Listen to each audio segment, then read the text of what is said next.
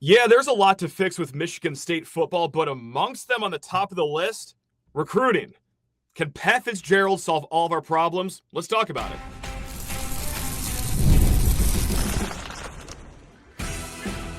You are Locked On Spartans, your daily podcast on the Michigan State Spartans, part of the Locked On Podcast Network, your team every day.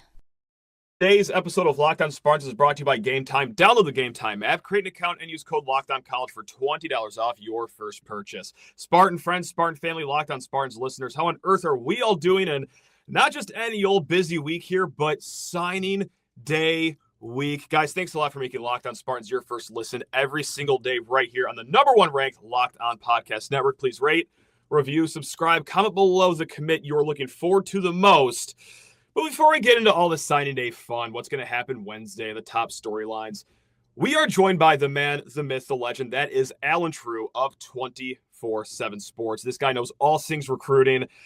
And Allen, I need you right now, man, because how do you parse this whole Pat Fitzgerald hiring for Michigan State? Because on one hand, okay, this guy at Northwestern, he always had his classes ranked somewhere around the 50s. It wasn't a recruiting juggernaut necessarily. And also, well, he's been out of the college coaching game for 3 years. But on the other hand, let's not kid ourselves. Like, Michigan State doesn't have the same limitations, both academic and resource-wise, as Northwestern. You almost understand how he was always in the 50s over there. So, Allen, like, can Pat Fitzgerald solve the recruiting issues here at Michigan State, or what do you make of this whole hiring for the Spartans? Yeah, so I think that the recruiting is always a part of a hire, right? And I deal with recruiting entirely. Yeah. But we're going to talk a lot about recruiting, but there's more to a coaching hire than just recruiting. And I think Pat Fitzgerald brings some of this. He was an all Big Ten linebacker. He brings understanding of how to win and play in the Big Ten. I really think for him to have gotten Northwestern into some Big Ten championship games and into that discussion with those recruiting classes that you mentioned were not at the top of the conference, that's an accomplishment. And so that's the first part of my answer. But in terms of fixing recruiting, I think that part is going to have to remain to be seen because he hasn't recruited at a program like Michigan State before. Northwestern is kind of its own animal when it comes to the Big Ten. It's like a Stanford or a Vanderbilt or places like that. And at the time, you could see him start to put some of he started to understand that if we want to sustain the success at Northwestern, we're going to have to update the way we recruit. He recruited in a very developmental way, I'm going to find guys that fit what I want to do. Almost in like a early Mark D'Antonio way of I'm going to find guys under the radar. We're going to win with dudes that have this chip on their shoulder. And that brings you a certain level of success. And then I think he started to say, we want to sustain this. If we want to beat Ohio State and they're going to put first round receivers out there, we have to change our recruiting approach. And you can see that happening at Northwestern now. Northwestern, I think, has a pretty good class this year, but the facilities, beautiful, beautiful place. Yeah. They're putting in a new field, right? That'll be done too. A lot of those wheels were set in motion by Pat Fitzgerald, understanding that he was going to have to do something different in recruiting than what Northwestern had done traditionally. So I think he gets it. And I think he's going to know that he's going to have to bring on a staff that will help him do that at Michigan State. He can't do that alone. And I think you could see some of the pieces of that coming together late in his Northwestern tenure when they started to win some recruiting battles. Peter Skoronsky was a 5-star. Couple other guys, Josh Preeb from Michigan, Caleb Tiernan, who's going to be a high pick. Now those guys were 4-star recruits. So they've won some recruiting battles here and there. Maybe you could do a better job of explaining just how behind the eight ball Northwestern can be with their academic restrictions, the resources. How hard was it to recruit Northwestern for Pat Fitzgerald? And you could take that two ways. One, even before the NIL era, because certainly it wasn't great shakes back then, but even as the NIL era started to blossom at the end of Pat Fitzgerald's tenure, is it what everyone's making it out to be? It is just so much harder to recruit there, or is that a little overblown in your opinion? I don't think it's overblown. And I've known people who have worked there in recruiting and assistants who have shared with me some of the frustrations of like, this place is great. Obviously, if my kids had a chance to go to school here, you'd send them to school there, right? Academically, the campus is beautiful, great location. But in terms of recruiting football players against some of the schools that are in the conference, it's tough when you don't have the same home game type atmosphere. That's why they wanted to update that. You didn't have the same facilities. That's why they needed to update that. Then on top of that, you have academic restriction.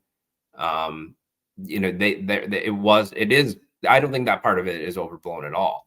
And so Northwestern, it's kind of like, they ended up getting things done, but there's no doubt that it's more difficult to recruit and win there than it is at other places. So with early signing day or just straight up signing day coming up on Wednesday here, what kind of a day is Michigan State going to have? Because that was one of my first thoughts as, hey, all this Pat Fitzgerald motion right after firing Jonathan Smith is just about 72 hours before this day comes around. Now, we have heard from some players here, like you guys reported earlier today, that Cade Coffman, the 4-star quarterback, he's still locked in for the class. 4-star tight end Joey Caudle, he's still going to be locked in. Tristan Comer made an announcement that he is still in. Wide receiver Zach Washington, still committed, but he's opening up his recruitment to see if anything happens in the next few days. How can you blame the kid? What kind of a day are you expecting for Michigan State? Do you think largely this whole class will stay intact, or is this going to be a class that kind of settles in just like 11, 12, 13 kids? I got to know your answer here, Alan. Yeah, so the first thing I would tell Michigan State fans is you have to set your expectations fairly low for Wednesday. I mean, that's just we have. Like this hire is it's not about Wednesday, right? It's about the future. Yeah. But I think you have to take the small victories where you can. Not all these, and some of these victories, I think keeping those guys in the class, those are pretty big victories. Yeah, I would say some of those guys easily could have opted. I know Joey got some offers recently. Cade, there's been a lot of schools that have kicked the tires on him. So even though maybe that was all happening behind the scenes and not everybody was aware of how much other schools were coming at those kids, keeping those guys in the class, first of all, that's a win. So you should be happy that with a coaching change this close to the early signing period, that you're signing anybody, and these guys aren't all waiting till February. Right. So I think that's a positive sign. And I think that Pat Fitzgerald's cachet has something to do with that. I think Jonathan Smith and his staff deserve a huge bit of credit for saving this class too. They've recruited these guys all through the fall. They were still in contact with Cade. They were hosting guys on official visits yesterday. So I noticed that. Yeah, that was strange. Yeah. I thought like, oh my God, is this thing going to stay intact? That they reversed course. So I'm glad you do the job until you're not doing the job. And credit to them. Yeah, huge respect for that. So Wednesday, if you keep most of the class together, I think that's the best expectation. And then from there, you have to see. I think it's the second signing day that's going to be interesting. What's the philosophy? Sure. Who's left out there after Wednesday that we can go after? Or do we go more portal for now? And then you really look at the 2027 class. But I would expect them to at least look and see who's left in 26. And I think because this early signing period is even earlier now, normally there would be, not I say normally, but for the last couple of years, there would be still a couple of weeks left. Now with it being this early, I think you may see more kids wait to February. Not a ton of them, but more than in other years. And so maybe there'll be a chance for them to pick up, a couple sleepers or some guys who decided to wait.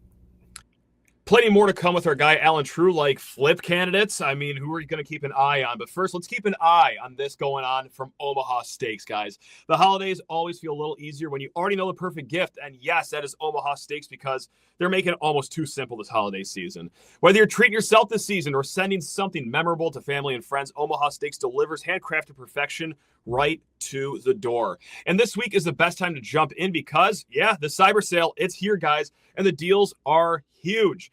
The quality is exactly what you always hope for and always get with Omaha Steaks. We're talking tender steaks, rich flavor, and meals that make hosting or just a weekday dinner by yourself all the easier to cook up, guys. Save big on unforgettable gifts with Omaha Steaks. Visit omahasteaks.com for 50% off site-wide and an extra 20% off select favorites during their cyber sale. And for an additional $35 off, use promo code COLLEGE at checkout. That's right, simple promo code just COLLEGE at checkout.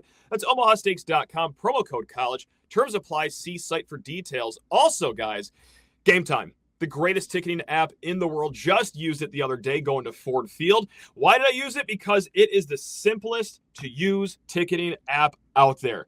Some apps, yeah, okay, cool. Hey, these are $15 tickets. 17 taps later, you got to insert a bunch of information, and all of a sudden they turn into $42 tickets because of their surprise fees and all the hoops that you got to jump through. No, with Game Time, it's the upfront cost that you are looking at. It is 2 taps on your phone, and then bam, tickets already sent straight to you. You can save with their flash deals. You can save with their last-minute ticket deals. Guys, Game Time, believe it or not, is just the best. You might think it's too good to be true. I dare you to just open up the app for yourself and experience how easy it is next time you buy basketball tickets, concert tickets, comedy show tickets, whatever it is. Take the guesswork out of buying tickets with Game Time. Download the Game Time app, create an account, and use code LOCKEDONCollege for $20 off your first purchase. Terms apply. Again, download the app, make an account, and use code LOCKEDONCollege for $20 off. Swipe, tap, ticket, go. Download Game Time today. Who is a flight risk from this class right now? And the names that immediately come to mind, it's no secret that Samson Gash could obviously be a flip candidate. 4-star wide receiver, Detroit Catholic Central. This kid's a speed demon. His 100-meter dash time is like 2 seconds. This guy's unbelievable, and he did visit Alabama not too long ago. That's just one name that pops to my mind. 4-star offensive tackle Colin Campbell, just because he's a 4-star offensive tackle, that's going to be a hot commodity. Agree with those 2 names? Is there any other names that you really think we should keep an eye on, or what do you make of this whole situation? Jordan Van. Okay. Taking other visits. He's been a little bit quiet, but we know he was at Iowa. We know, Wisconsin offered. I'd heard Louisville maybe kicking the tires on him. There was even at one point that Ohio State, I know, was evaluating him. I don't know that that's going to happen, but they took a good look at him. He's had a fantastic year. So I would say Jordan Van, Samson Gash, and then I think that any guys that don't have a regional tie. So some of the guys down south, and maybe some of the guys out west, although I tend to think most of the class will stay intact. Okay. But Gash and Van would be my 2 that I'm paying the most attention to, obviously because I cover up here, but also because those guys have taken visits during the season. So they were a flight risk prior to the coaching change. That's what's got me a little nervous here. I guess, what word would you use to describe Michigan State fans' feelings toward the Samson Gash saga as we get close to signing day? You think nervous is a good word, or is there another one in your thesaurus over there that you want to throw out? Yeah, I think nervous for sure. But also, in a way, I'm kind of like, I think it's almost house money, because most people would expect him to flip to Bama at this point. So if for some reason he stays, he hasn't flipped yet. I thought he might flip on the visit to Alabama. That's the interesting part. He hasn't. So, if I think if he stays, that becomes the biggest recruiting win of the entire class. And if he goes, it's like, well, we kind of were prepared for that. So you prepare for the worst. And it's like Jace Clarizio last year. If you pull another rabbit out of the hat and he's in on signing day, then that's to me, that's the win of the cycle. I've got a dumb question for you. No dumb questions. Oh, there's no dumb question. About to prove you wrong right here. Any candidates to flip to Michigan State that you could even be somewhat aware of? I mean, again, we're talking about a new coach that has not even been in the college game. This isn't like a guy coming in from a school he was just at, bringing in some recruits he already had in his class at the other school. Alan, this could be a quick answer, but like, are we keeping our eye on anyone to flip to Michigan State? I just have to ask. Okay. Not at the moment. I think it'll because like you said, it's not like Coach Fitz has a class somewhere else, but some of the assistants he might bring in do. So I think until we know what the staff makeup is, I would say no flips in that I'm paying attention to yet. Not surprised at that answer, but let's actually keep it to the staff, whether it's coordinators, positional coaches, anyone that you think would be a great addition to Pat Fitzgerald's staff, whether it's, a recruiting standpoint, whether you liked what they had to offer in developing kids, any way you want to slice up that question, who would you keep an eye on, you think, for us Michigan State fans? Yeah, so the one I brought up right away yesterday was Kurt Anderson. That was the offensive line coach under Coach Fitz at Northwestern, and met with some blowback. He's at UMass right now, so some of the message board fans were like, "Well, what's he doing at UMass?" But sure, the resume speaks for itself. He was with the Bills for a period of time. Went to Arkansas. If you're a Lions fan, He coached Frank Ragnow and Dan Skipper when he was at Arkansas. That's pretty good. Okay. He had a head coach that was offensive line, leaning, obviously, so that helped. But still, he trusted Kurt enough to make him his offensive line coach. Then goes to Northwestern and develops Rashawn Slater, develops and wins the recruiting battle for Peter Skoronsky, which he's got Notre Dame in his bloodline, had all these regional offers. You keep him in state at a place like Northwestern, and then you actually have to develop him into what all those stars thought he would be. He becomes a first-round pick. He goes into Michigan, wins recruiting battles for Josh Priebe and Caleb Tiernan. Both of those guys had offers from Michigan. Caleb was looking at Ohio State. Caleb's going to be a first 2-round pick probably this year. So Kurt Anderson was my first guy. He's an Illinois native, played at Michigan. He's got regional ties. I would look at him right away.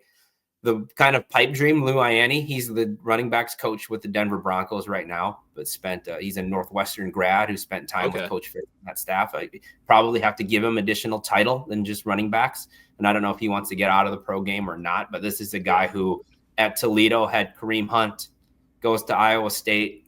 First take end of recruiting cycle that year is a sleeper out of Ohio no one wanted, called David Montgomery. Wins a recruiting battle for Breece Hall. And then you look at, you go to Northwestern, right. They had Evan Hull who got drafted. Cam Porter was I think a high 3 or low 4-star guy who they got, So Lou Ianni, Kurt Anderson. I know some people have brought up Tim McGargle, who's the current defensive coordinator. He's been with Coach Fitz for a long time. So those are the ones that I know are in Coach Fitz's orbit. And, talking with some of the folks on the message board this morning, they're like, we don't want a staff full of it's just Fitz's guys. It's just not just the Northwestern staff from before coming to Michigan State. Right. Those are just the easy ones to bring up because we know that they have connections to Fitz. I don't expect it to just be all the former Northwestern staff comes over to Michigan State, but those are just the easy ones to pick out right off the top of the stack. And then I think, people want those Michigan State ties. You bring up Max Bulla, bring up Archie Collins at Pitt, people with regional ties like Corey Parker from the state of Michigan doing a great job at Illinois. So there's a bunch of those. And then I think you got to wonder who stays. And I think if there's anyone who, for me, it would be like Coach Hawkins, Courtney Hawkins. Would have a good chance to stick around.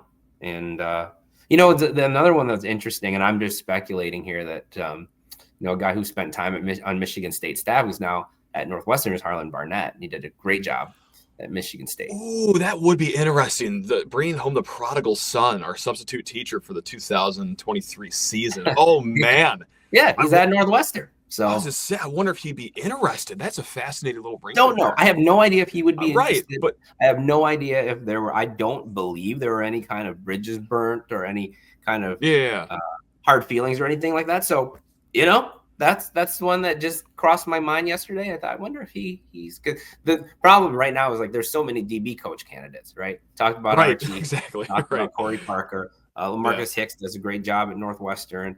James Adams in the current group. I mean. He just got there. I think he's a candidate to stay. So it's you can't have 6 DB coaches, but there's a lot of qualified ones. So I think you already answered it because I did want to get to what one coach would you want to retain on this staff? Is it Courtney Hawkins? If I just gave you a magical wand to just drop on one of the assistant coaches here in East Lansing, it'd be him to keep around? I think he makes the most sense in that he played at Michigan State. He's recruited the state of Michigan. He has an important room to keep together. Sure does. Obviously, Nick Marsh recruited him, big reason. So he's not one who was tied to Coach Smith, right? So I think with some of the other coaches, wherever Coach Smith ends up, some of those guys are likely to follow.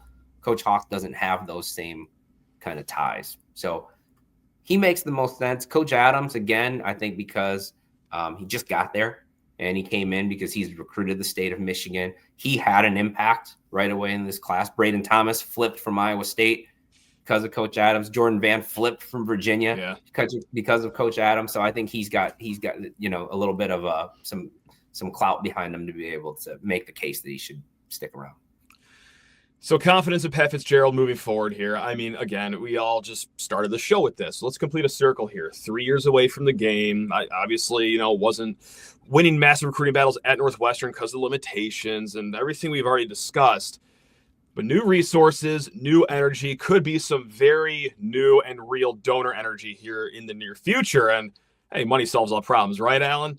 Your confidence is decent. Is it high? Is it just give us your lasting opinion here of the Pat Fitzgerald hire. So going in, I have confidence that they're going to play traditional Michigan State football. Like I said, this is a neck roll type of old school Big Ten linebacker who's taken over the program. That's how he coached Northwestern. Mm-hmm. So you're going to get that out of Michigan State. The rest of it, I can't say until I know what the rest of the staff looks like.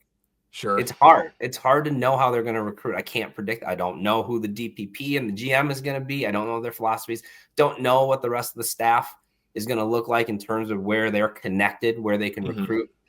And I think they're going to play good defense. It's Pat Fitzgerald. The OC hire is the one for me that's going to tip things one way or another. What kind of offense or what's the philosophy going to be like? What are they going to be able to bring in? So until I hear that, I have to kind of stay at a fairly level-headed, middling level of confidence. On this show, level-headed? No. We don't do this here, Alan. You got to crank it up. Come on. I made the mistake of trying to stay level-headed on the message boards yesterday, and people are either way up or way down, right? So I get it. There's passion. If I'm trying to bring in a perspective of we don't really know, but Pat's a good ball coach. There's no doubt. Listen, you do not get Northwestern into any Big Ten title game at all without knowing how to coach football. You just don't.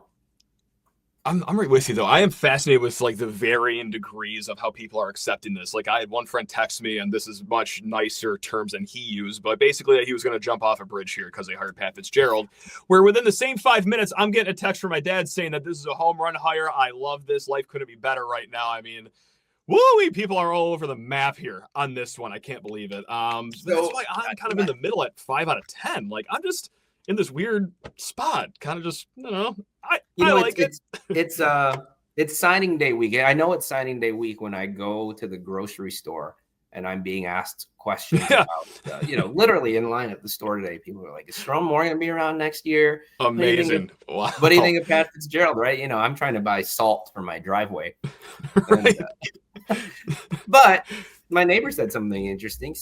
He said the number of Michigan-centered people who have said this is a good hire is peculiar. Right? Yeah.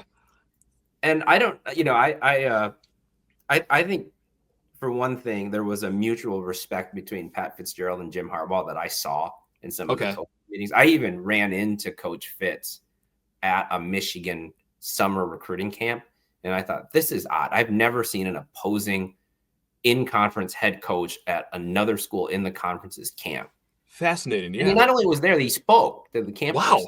Okay. And it was, when I asked about it, it was they have a mutual respect for each other. And I don't think that that's earned about being earned. It's Pat Fitzgerald is respected for the way that he.